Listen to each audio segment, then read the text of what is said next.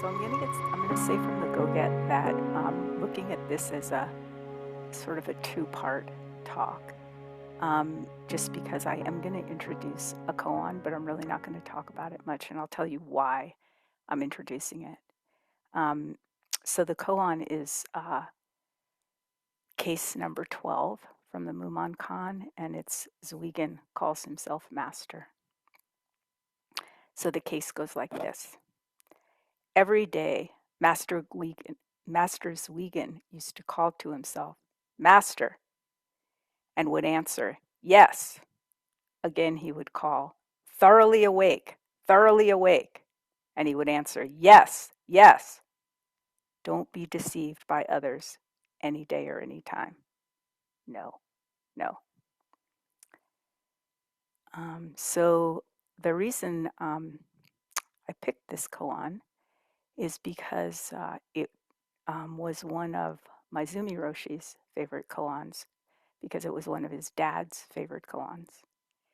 And I really actually didn't realize this until the middle of the night on Friday night. But this weekend is the anniversary of Maezumi Roshi's passing. So for those of you who might not even know who he was, if you're really new, so we don't really use this term so much in our tradition, but just for expedience sake, we could say he's the root teacher of Sweetwater Zen Center, because he was Seisen Roshi's original teacher, and she practiced with him for many years. When she and Tenshin were married to one another, they lived in the Inryo with Roshi for many years as his assistants. So even though she had transmission formally from Bernie, uh, she was really on the cusp of having transmission from Maezumi Roshi before he passed away. So, um, so I feel very moved to talk about him this morning some, and kind of a weight of responsibility in sharing about him. But I think it's really important. And in terms of the weekend being sort of bridging both days, the anniversary of his passing, it was May 14th in the States, but he died in Japan, and it was May 15th there. So it goes across both days for us. And he was only 64 years old when he died. So I'm going to start by really just telling you a little bit about his life and some of the things that were significant about his training and what he brought to the practice. So he was ordained as a Soto monk when he was 11. So he came from a family of practice. His dad was a Roshi. His brothers all became Roshis. And so he was ordained as a Soto monk at a young age by his father. And um, I'm not even going to worry about the notes. What was very unusual about Maezumi Roshi, many things were very unusual about him, but from a sort of technical perspective, he had transmission in 3 different lineages. So he originally had transmission from his father, kind of, where's my glasses? Um, Permission to teach, or Dharma transmission from his father in the Soto lineage. But he went on to, so let me just read this part to you.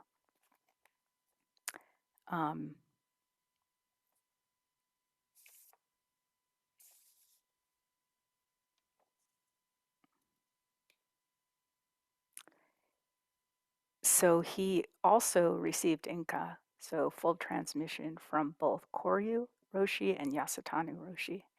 And it's a little bit complicated, but one was kind of Soto with the Rinzai leanings, and one was fully Rinzai.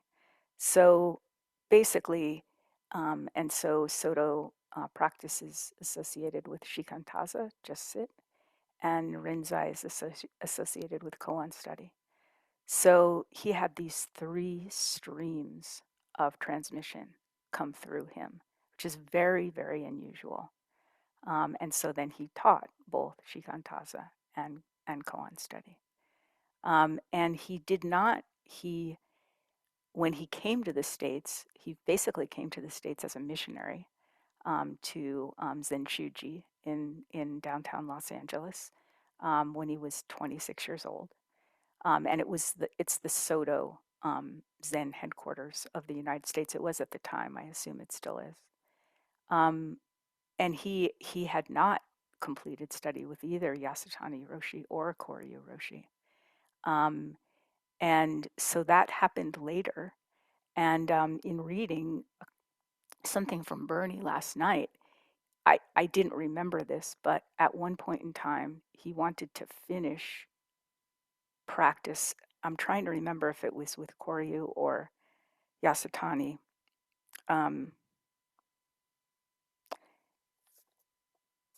I guess I didn't make a note of that. But he asked Tetsugen, Bernie's Dharma name, so he asked Tetsugen to take over at Zen Center of Los Angeles for a year so that he could go back to Japan and finish. And I think that was with Yasutani, because I believe that Koryu Roshi came to the States and he finished koan study with him in the States. So I could have that reversed. So I apologize if that's the case. But all to say that after he had already established Zen Center of Los Angeles, many people coming to practice, he was still a student himself for a long time in terms of having full transmission from them.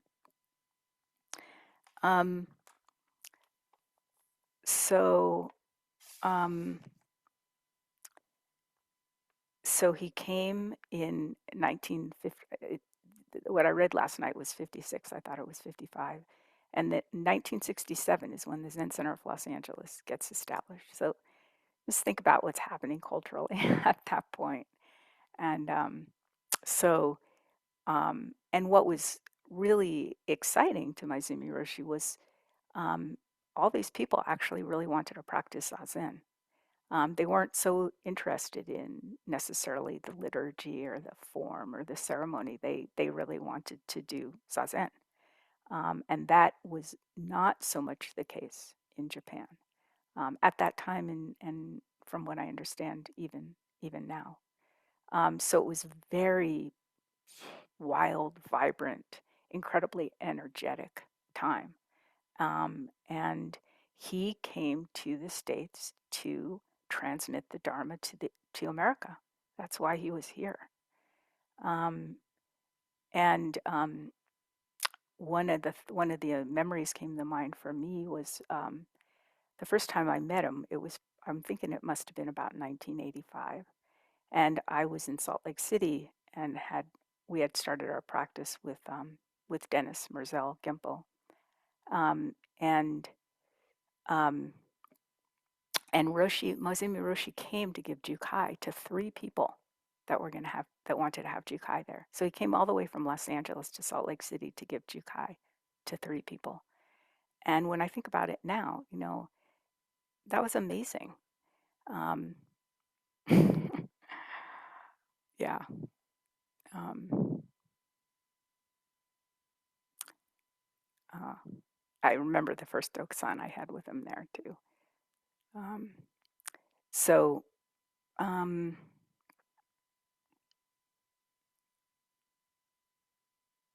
so the magnitude of his vow and his commitment to practice is pretty stunning, and I'll share with you some aspects of that. Um, one of the I'll just tell you one more story because I really want you to take it for yourself, take it into yourself. Is this came to mind when we were sitting? We were at Samarango, and I was kind of tickled because I had this job of having to go into the Dokusan during SAMU work period and fill this nut container in the Dokusan room and refresh the flowers. And so I felt like I got to go into sort of the inner sanctum as part of my samu. And um, what had happened for me earlier in the day, as I was feeling completely bereft in zazen, I was consumed with wanting to drop off body and mind, it not happening, and just feeling extremely frustrated and like I was just failing at this thing. And I remember at one point I was just like laying outside up from the kitchen, laying over this log, just sobbing. And anyway, Samu period comes, and I'm still upset. And I go to the door of the Dokusan room, and Roshi's in there. Normally, he's not in there when I go to do my task. And he sees, I've got tears on my face and everything, and he's like, Kyoshin, what's wrong? Come in, what's wrong? And I think I probably said, I'm terrible at this. I'm an awful student, and I just remember him saying, Kyoshin, you're perfectly fine. You're absolutely fine. And I couldn't take it. And that's why I want you to take it. I couldn't take it at the time. I felt like he was patting me on the head, and it was like a consolation prize. But he was saying it was true. I was already whole and complete as I was. You don't need to kill yourself over this thing. And that kind of, he was rough and firm and all that kind of thing. But my experience was a lot of that kind of generosity and kindness. Um, so please know that you're whole and complete and fine as you are, and let it come, let it let it set into it, as opposed to pushing for it. It's already here. um, Choa and I had the opportunity to attend a White Plum Asanga meeting um, about 10 days ago. And so the White Plum Asanga is all the confirmed teachers of Maezumi Roshi. And this is something I didn't actually realize, that the white plum was named after this white plum tree on the property of where the temple where Maezumi Roshi grew up, because it was his dad's favorite tree. So that's like the root of our lineage. And so we're all in the white plum lineage. And like Echo, he's a fully transmitted teacher in the white plum lineage, so he's part of the white plum Asanga. Um, and Cho and I were invited because we're Dharma holders, and so Seisen extended an invitation to us as well. And there were about 50 people in this Zoom meeting, and the purpose of which had been laid out, that all the successors that were immediate successors of Maezumi Roshi, who are still living, were invited to share what they felt were his core teachings. So that really got my attention when we got the invitation from Seisen. Um, that's really important. And what would people have to say of their perceptions of his core teachings? So I made some notes from that, and I'd like to I'd like to share all of them with you. Um, and they all relate back to this calling master, master. Yes, yes. Fully awake, fully awake. Yes, yes. Don't be deceived by others any day or any time. No, no. And just, my thought on that is, mostly who deceives us is ourselves. Mostly is all the voices in our head that say, not me, not enough, couldn't be this, got to be something different. So I didn't write down who shared each thing. I just started madly taking notes when things were striking me of what people had to say. But I know the first one for sure was from Tenshin Roshi, and and he said most important thing he got from Maezumi Roshi was accomplish the way and serve the people. And so I thought about that a lot afterwards. What does it mean to accomplish the way? And I now a memory is coming to mind. I remember the having Daisan at the time with Genpo, and me asking him, what could be transmitted? What could somebody give you? What could be transmitted?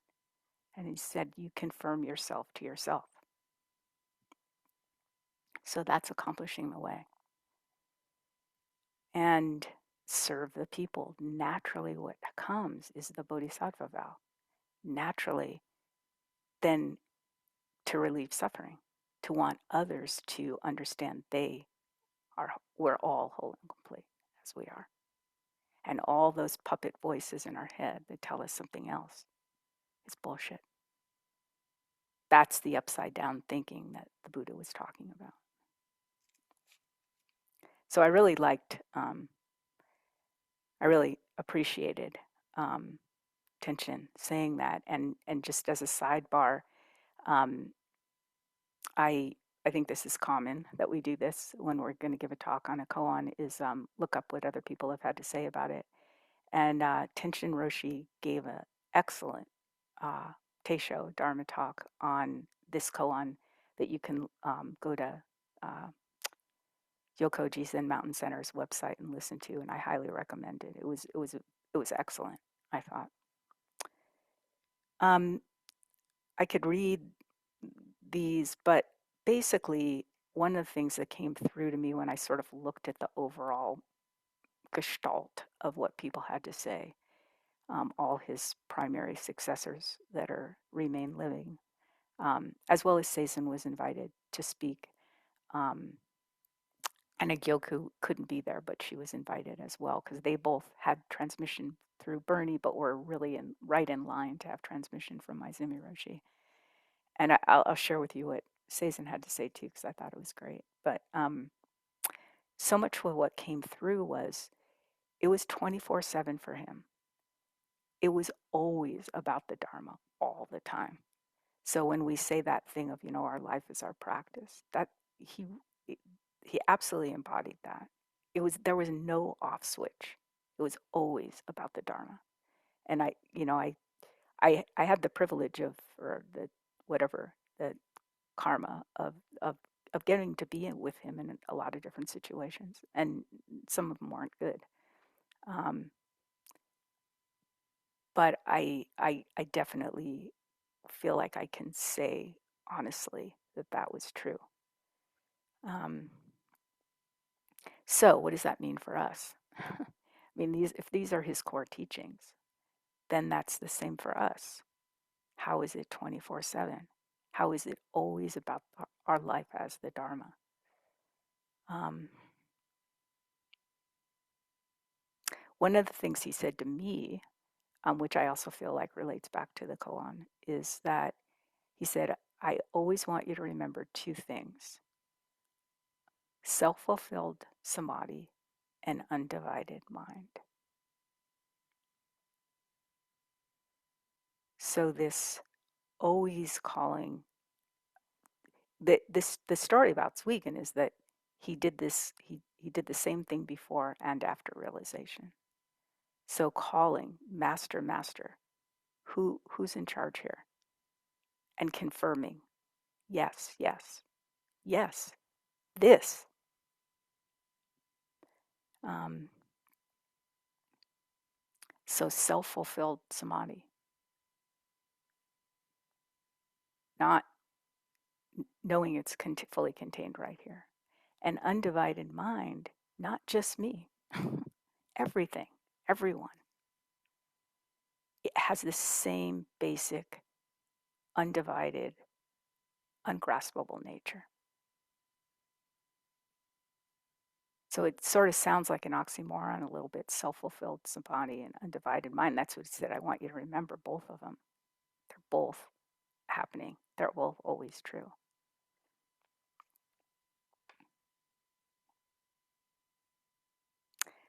I don't remember who said it, but somebody said, I think it might have been Chosen, um, that he said, I'm the greediest one. I want everyone to wake up. So we think greed, anger, and ignorance is always bad, but saying I'm the greediest one. And again, that was his. He did really come as a missionary. He really did. He came to spread the Dharma. That was his mission.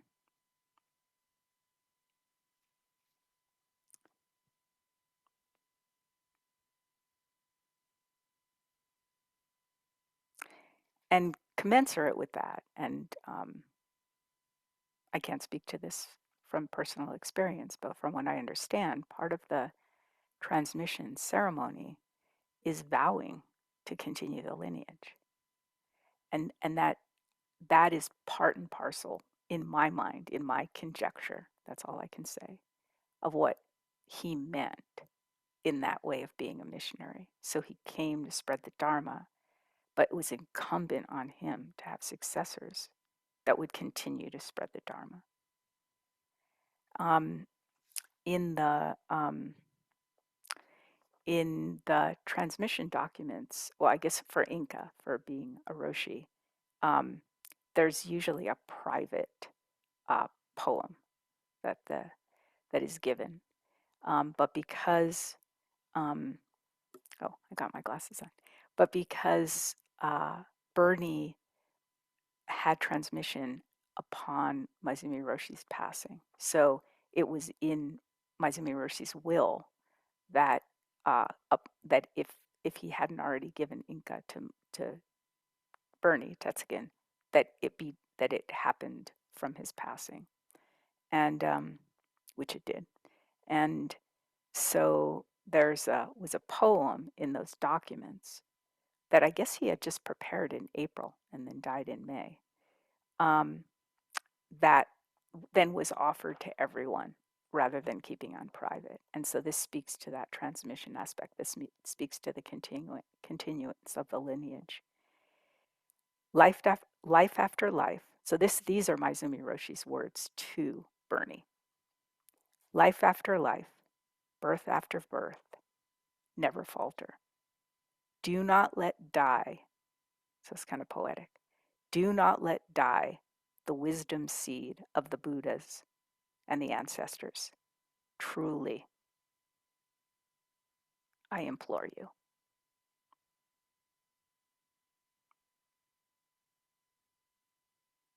And I take that to be to all of us. I also had a memory thinking about all this in the last couple of days of, and I say this to all of us, not personally to me, but when the morning that I got the phone call that Maezumi Roshi had died, I was standing in the living room here at the house that I'm in right now, and my first thought was, now it's up to you. And I feel like that was to all of us. That was to everybody. Now it's up to us to carry on this practice.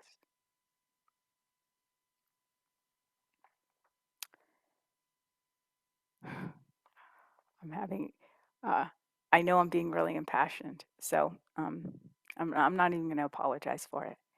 It's just the way it's coming through, and that feels like it's the weight of the responsibility of the day. And um, he was really serious about this, and um, I think it's important to honor that.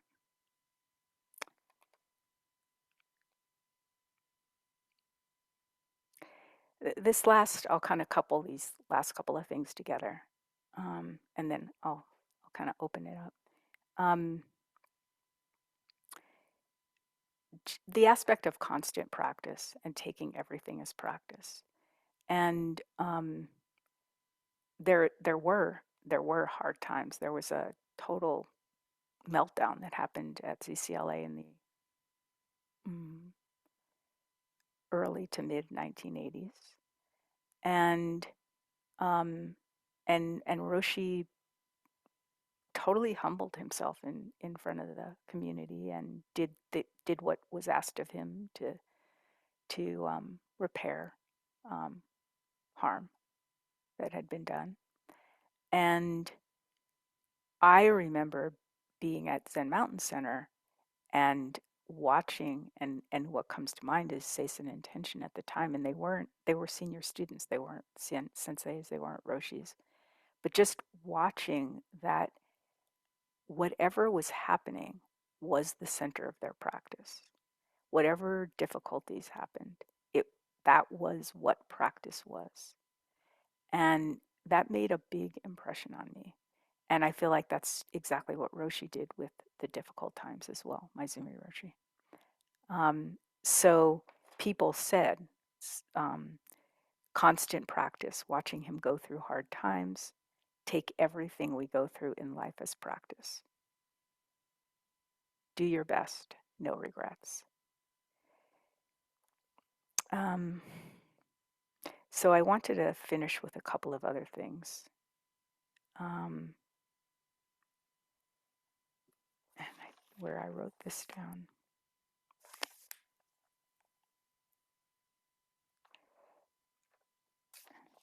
So I want to finish with what was attributed to as his death poem, which wasn't from him. So apparently he hadn't done a death poem in the year that in 1995 when he passed away. So there was understood that this poem from Ikkyo was a favorite poem of his. So that was what was put out as his death poem. So I want to read that to you, and then I want to just read you a couple of closing comments directly from Appreciate Your Life. And probably everybody's read this, but I think you can read it over and over and over again. So I'm going to read you a couple comments directly, hear the words from Maezumi Roshi himself. But this was the poem that was put out as his death poem, which is I won't die. I won't go anywhere. I'll be right here. But don't speak to me because I won't answer.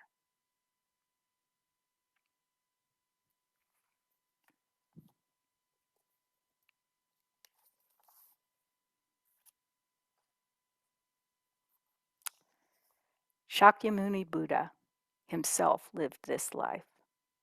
What is the difference between his life and our life? At the moment of his great enlightenment, Shakyamuni Buddha said, "How miraculous! All beings have the wisdom and virtue of the Tathagata Buddha." Shakyamuni Buddha's confirmation of who we are, of what our life is, and how we live is our koan. We must live it and practice it. Do you understand this?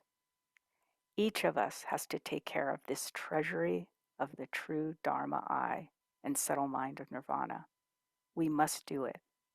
One day is long enough. One sitting period is long enough. Even 1 second is long enough. And vice versa. A week, 10 years, 50 years, or 100 years may not be long enough. In order to experience yourself in this way, you do not need to wait for any moment. In fact, do not wait. I encourage you, please enjoy this wonderful life together. Appreciate the world of just this. There's nothing extra.